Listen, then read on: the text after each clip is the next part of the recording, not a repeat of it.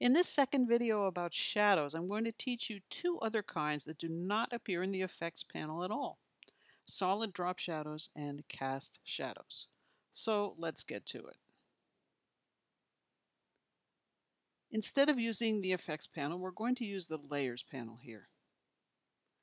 I've got three layers here. The background is the green area, and that is locked. Then we have the type and objects. That's everything you see here with the blue bounding box, and the shadow layer, which we're going to use a lot. So let's start with our solid drop shadow first.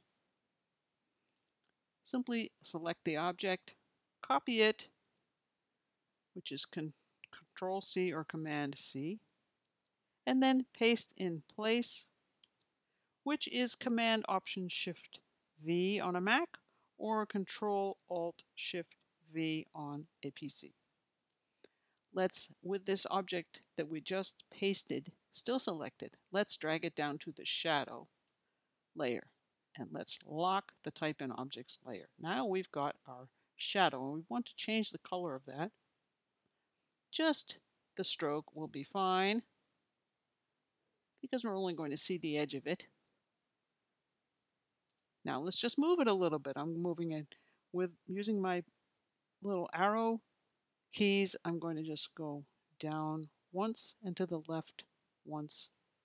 And there we have just a bit of emphasis. It's not a very realistic looking shadow, but it's wonderful for emphasis. Let's do the same thing with our type here.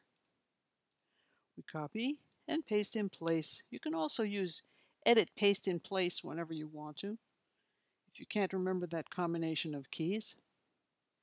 We'll take the object that we just pasted, put it on the shadow layer, lock the original layer, and let's make that type black. We have to use the text tool for that. Go to swatches, change the fill to black. Now we need to go back to our selection tool and just move it down, move it to the left. Of course, you could do the other side and up, whatever way you want to do it. It just gives a little emphasis. This is an excellent way to differentiate your type from a busy background. It's a little more classy than just using outlines, and designers everywhere use it. You'll see it everywhere. Now that you know what it is, you'll see it everywhere. Let's go to cast shadows. Now this is a different kind of a challenge, but we start with copy and paste as before. Copy, paste in place, move it to the shadow layer, lock the type and objects layer. And let's change the color of this. I set up some grays ahead of time. I think I'll use 60%. Oops, that was just the outline. I wanted the fill to be 60%. And of course you can't see it yet, but let's go to our free transform tool over here. And we're going to squash this layer down. There's our shadow. It's starting to lie on the ground there.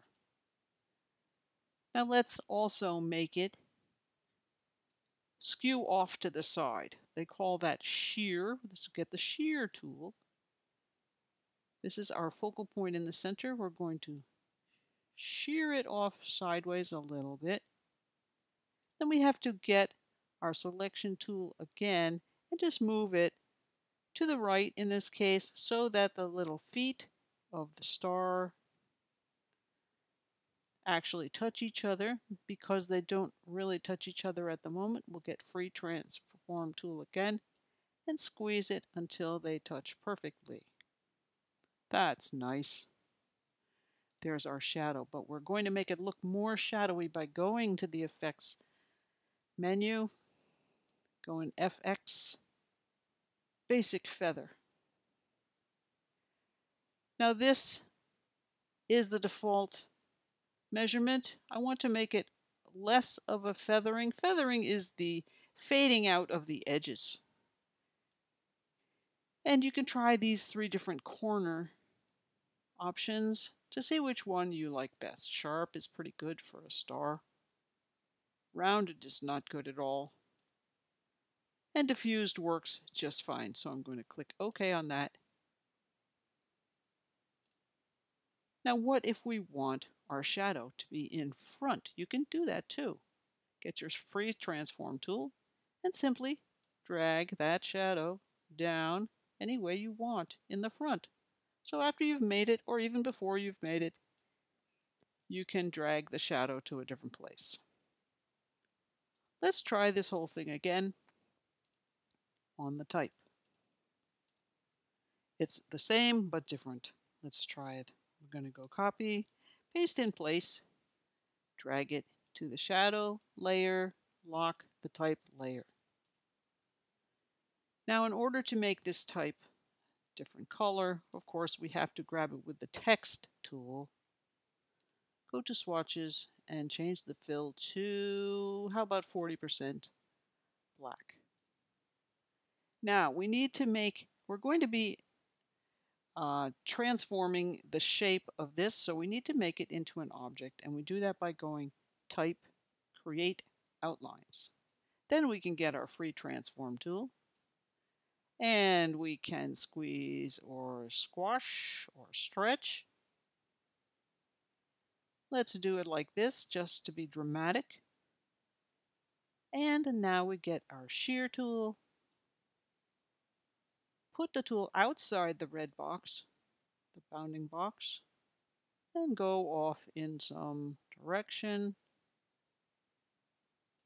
And then we need to get our selection tool again. Try to get the letters to line up so that it looks realistic.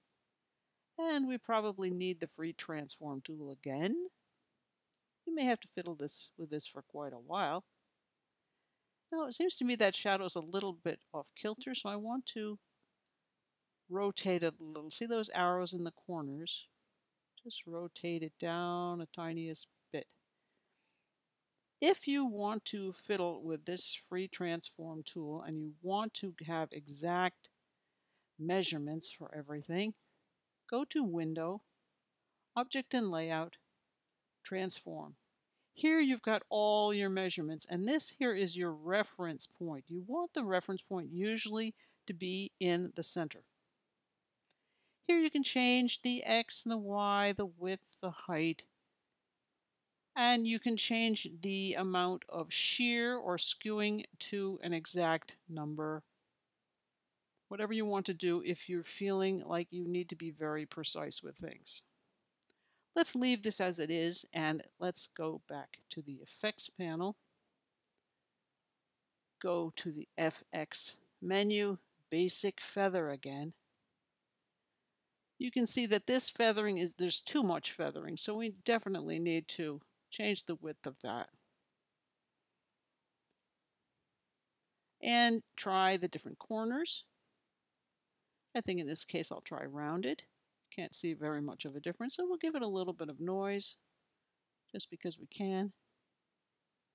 Click OK, and that is not bad.